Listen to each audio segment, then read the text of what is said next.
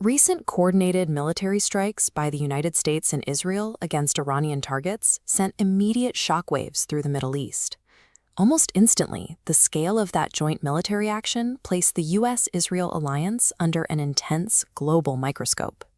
Defending the joint operations during an appearance on Fox News, Israeli Prime Minister Benjamin Netanyahu faced the growing criticism head-on. He explicitly rejected a specific mounting claim: the idea that Israel has spent years manipulating American presidents into launching military actions against Iran.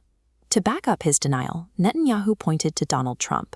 He argued that the former president made highly consequential decisions regarding Iran based strictly on independent American interests, completely free of Israeli pressure. The prime minister's position is clear.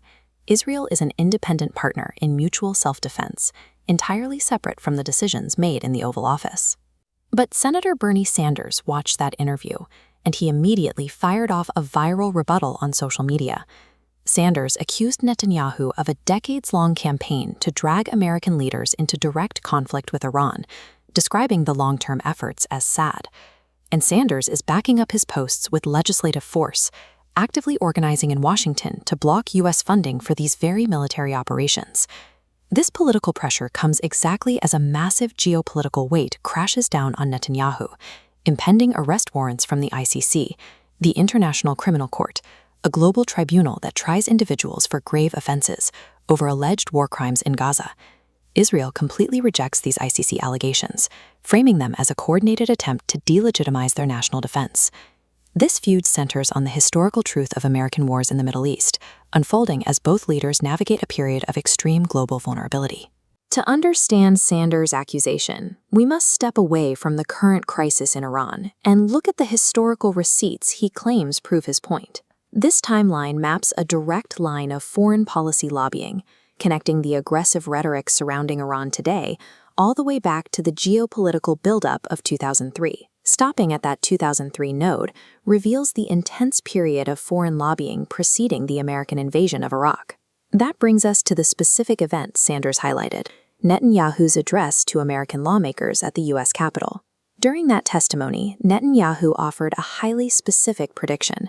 He told Congress that invading Iraq and removing its leadership would yield immensely positive effects for the entire Middle East. Sanders is leveraging this specific promise of stability from 2 decades ago to question the modern justifications for striking Iran. For a brief window following the 2003 invasion, that prediction seemed valid, captured by the illusion of swift victory and falling statues.